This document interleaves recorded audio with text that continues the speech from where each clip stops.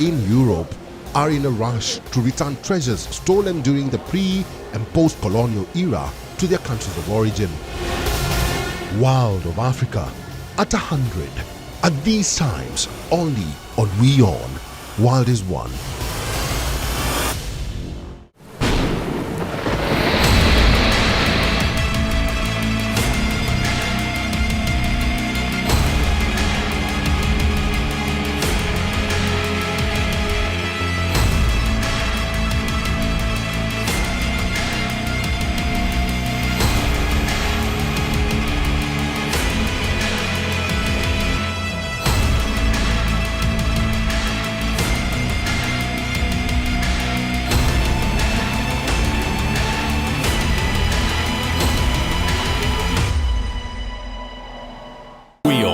India's global voice, the channel that brings you the biggest stories from across the world through India's lens.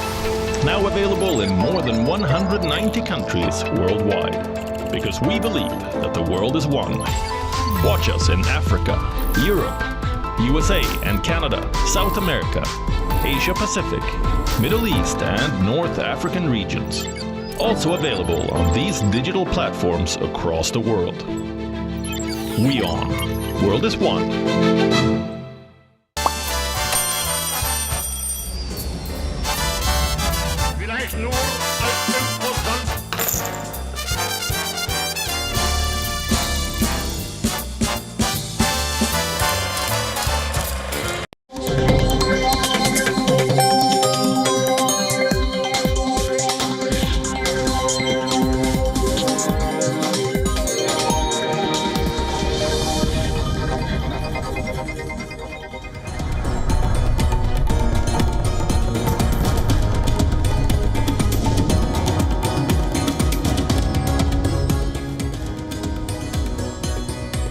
Welcome back. You're watching World DNA with me, Raisha Sehgal. The focus is, of course, the ongoing Israel-Hamas war. We'll get you a complete picture on what is happening on ground right now. But first, quick check on the headlines.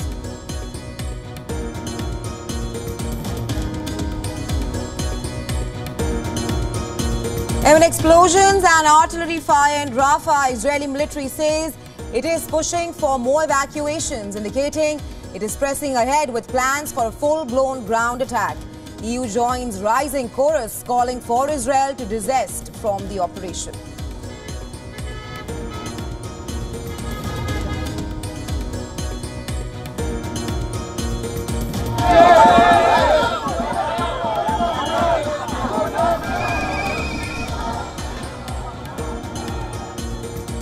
Anti-government demonstrators clash with police in Tel Aviv as they continue the demand for fresh elections and a deal for release of hostages. Anger further fueled by Hamas video saying one of the hostages was killed in an Israeli airstrike.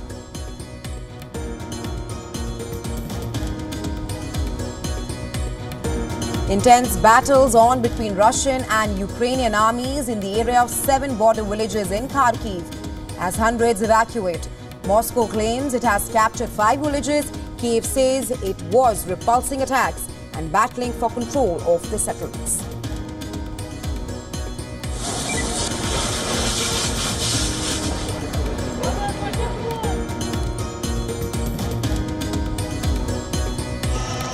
Thousands demonstrate in Georgian capital Tbilisi against the controversial foreign influence bill that targets civil society organizations and independent media that receive foreign funding.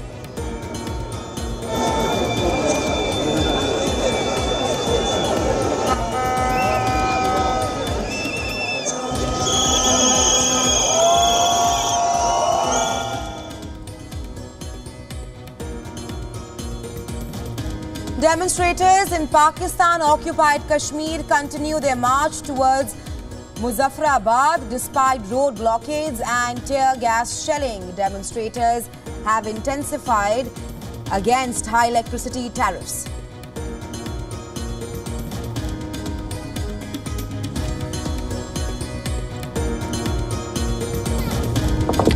Flash floods in Afghanistan leave a trail of death and destruction. The UN World Food Programme says 311 people have been killed in Baghlan province alone. Over 2,800 houses have also been destroyed.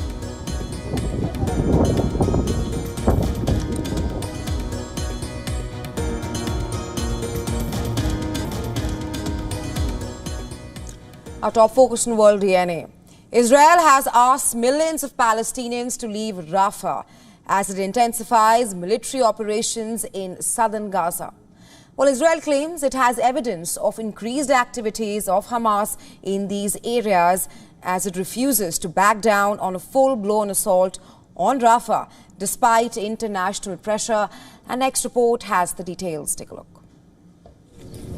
Smoke rises over Rafah on Saturday as Israel calls for Palestinians to evacuate and head to what it calls an expanded humanitarian area in Al-Mawasi. It's a further indication that the military is pressing ahead with its plans for a ground attack on Gaza's southern city. That's despite heavy US pressure and alarm expressed by residents and humanitarian groups. In a post on social media site X, a military spokesperson called on residents and displaced people in 12 neighborhoods in the enclave to go immediately to the shelters west of Gaza City. We have to evacuate. We have no choice. If I stay, I will die. Either death or displacement. This is the strategy of displacement. We received a message instructing us to evacuate immediately. We are afraid. We will have to evacuate like the rest of the people. But we did not find a car because there is a transportation crisis. It has been 2 days waiting for a car to pick us up, but we have not found a car yet. He told Reuters he doesn't have a tent as they were all distributed yesterday, nor does he have cash to get a vehicle to move his belongings. These evacuations follow overnight Israeli jet strikes across the enclave. Israel's military said it was continuing precise operational activity against Hamas fighters in eastern Rafah and on the Gazan side of the Rafah crossing. So far, we have eliminated dozens of militants in the East Rafah area. We found a significant underground route and many means of combat. This morning, we adjusted a temporary evacuation of the population for a number of additional neighborhoods in East Rafah, which are close to the fighting area.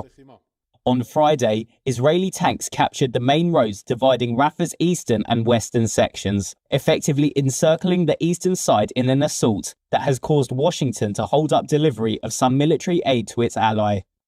The latest evacuation orders came hours after internationally mediated ceasefire talks appeared to falter, with Hamas saying Israel's rejection of the truce offer returned things to square one. Israel says it wants to reach a deal under which hostages would be released in exchange for the freeing of Palestinian prisoners held by Israel, but that it is not prepared to end the military offensive which was triggered by a Hamas-led attack on southern Israel on October 7th. 1,200 people were killed and more than 250 people were taken hostage in the attack, according to Israeli tallies. Israel's military operation in Gaza, which it says aims to eliminate Hamas, has killed close to 35,000 Palestinians, according to Gaza's health ministry. Meanwhile, Palestinian group Hamas has claimed that another one of the hostages abducted during its October 7th attack on Israel has now died.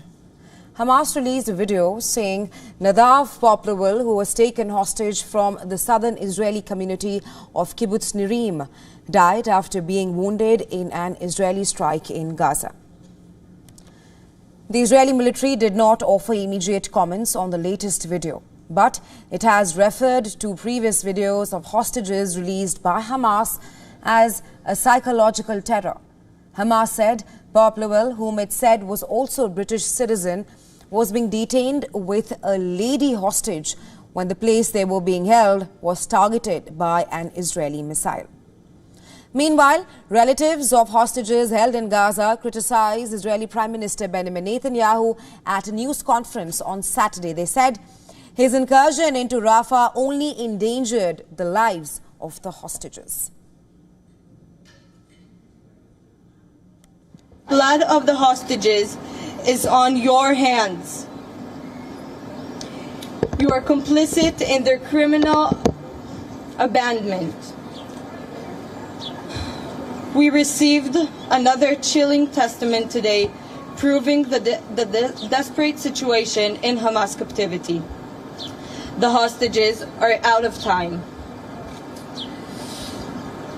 Soon, even those who managed to survive this long will no longer be among the living. They must be saved now. Israel called for Palestinians in more areas of Gaza's southern city of Rafah to evacuate and head to what it calls an expanded humanitarian area in Al-Mawasi. It was a further indication that the military is pressing ahead with its plans for a ground attack on Rafah. Of the 252 people abducted on October 7th, 120 remain in Gaza, and this is according to Israeli tallies. At least 36 have been declared dead by an Israeli forensic committee.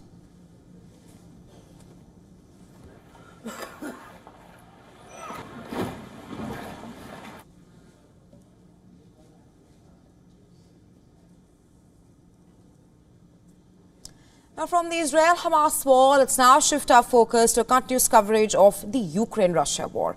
In the latest, fierce fighting raged on the second day in Ukraine's northeastern region of Kharkiv. And this as Russia intensified its offensive in the region. Intense battle continues in 7 border villages. Russian troops say that 5 villages are under their control. The Ukrainian army has refuted the claim, saying it is repulsing a Russian advancement. The battle for control of the settlements in east, where Moscow's offensive is focused, and that has stretched Ukrainian forces struggling with shortage of troops and ammunition. Zelensky described the situation in the southern Donetsk region as especially tense. Сьогодні увага передусім фронту, ситуації в тих наших районах, де зараз найбільше ризиків російських наступальних дій. Наші оборонні операції тривають на Харківщині. Amid renewed Russian assaults, 1,700 residents in the city of Vovchansk, which falls in the contested grey zone on the border of Ukraine's Kharkiv region, they were forced to flee as fighting intensified.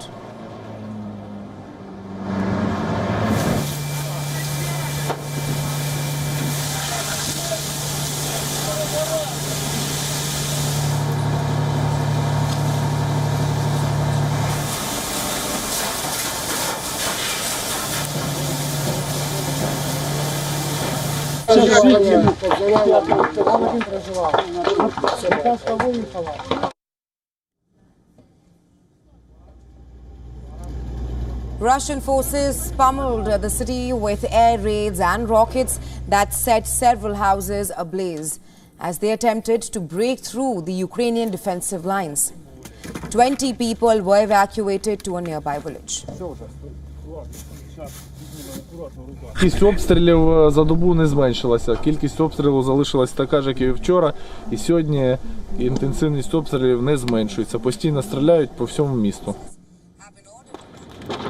The town's chief patrol police officer says that as the border city is heavily shelled by Russian troops, people have fled for their safety. The pre-war population of 17,000 has now dwindled to a few thousand. Officials evacuated more than 2,500 people from the frontier area there.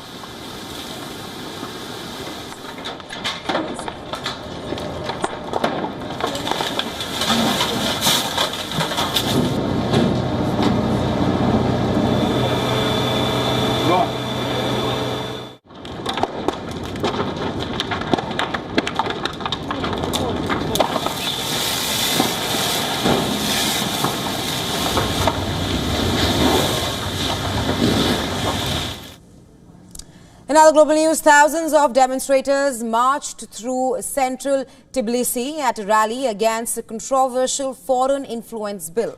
Demonstrators have linked the bill to Russian laws silencing dissent. Massive rallies have gripped the Black Sea Caucasus country for almost a month. After the ruling Georgian Dream Party reintroduced the bill, demonstrators converged on the capital's Central Europe Square on Saturday in the latest of a series of anti-government demonstrations against the draft. The demonstrators chanted Georgia and waved red and white Georgian flags and blue EU flags on the large square. The US and the United Nations have spoken out against the legislation, with the UN Human Rights Chief voicing concern about police violence against demonstrators.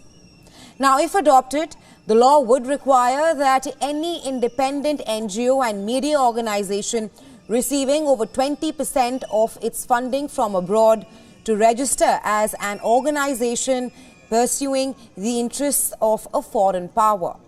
Georgian Dream has defended the bill, saying that it will increase transparency over NGOs' foreign funding. It says it aims to sign the measure into a law by mid-May.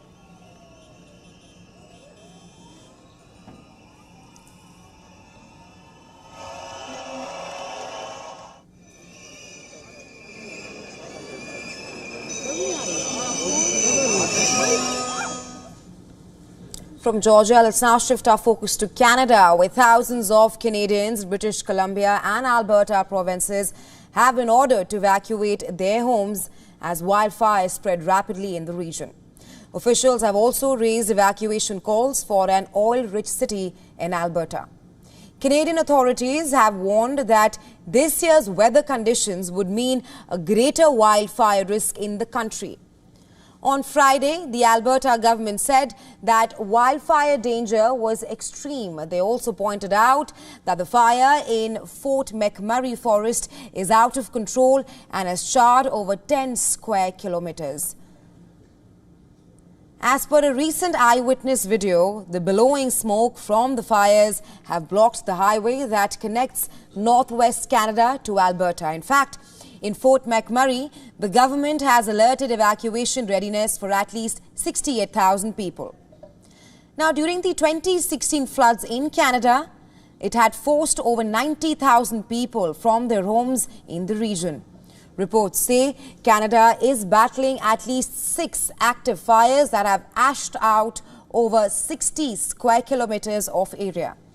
The government has warned that the country might face another catastrophic wildfire season due to above-average temperatures across the country and also the El Nino effect.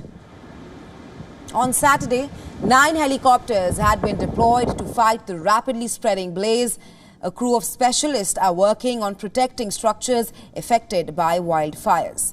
Last year, Canada saw its worst ever wildfires. Over 6,000 active blazes had charred about 150,000 square kilometers.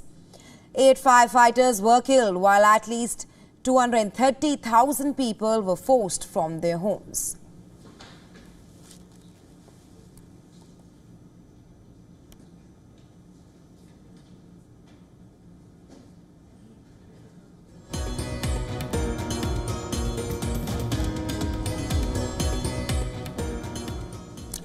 Now, the state of Haryana in India is called the breadbasket of India. It produces vast quantities of food grains that feed the country. The 10 parliamentary seats of the state go to polls on May 25th, and that's the first electoral test for the parties in the state after the 2020 farmers' demonstrations that forced the government to withdraw its farm laws. Take a look at this next report to know why agriculture is at the heart of Haryana's political economy. Take a look. Lush farmlands dot its fertile plains that are tended by water descending from the Himalayas. No wonder, Haryana is an agricultural powerhouse. Take a look at these numbers. 84% of the state, or about 33,000 square kilometer area, is suitable for agriculture. 90% of its cultivable area is irrigated, while over 96% of that area is cultivated. With perennial water supply, the state sows a variety of crops in a year, from rice, jowar, bajra in April-May to wheat, gram and mustard in October-November. Consequently, Haryana is the second largest contributor to India's food grain pool. With such a robust agricultural ecosystem, over 70% of the population depends on agriculture. Haryana also has the third highest per capita income at nearly 3 lakh rupees, or over $3,600. That's higher than the national average, partly due to higher agricultural income than the rest of the country. With a 13% growth rate in 2022-23, Haryana grew faster than India and several other states, including neighbouring Punjab. But the state is not without its flaws and challenges. The population is over-dependent on agriculture, leading to low labour productivity. Productivity is also hampered by a massive skill mismatch, leading to people missing out on key opportunities in industries. All that has contributed to Haryana having a high unemployment rate of over 25%. The state also performs poorly in health and education indicators. Moreover, except for areas closer to Delhi, the state lags behind the rest of India in socio-economic development. Haryana is currently in the midst of a massive transformation, at a crossroads of agriculture and diversification. The fate of this agrarian state is in the hands of youth, who constitute over half of the population. Bureau Report, WION World is One. On the world of sports now, Hubert Hurkacz broke the hearts of the tennis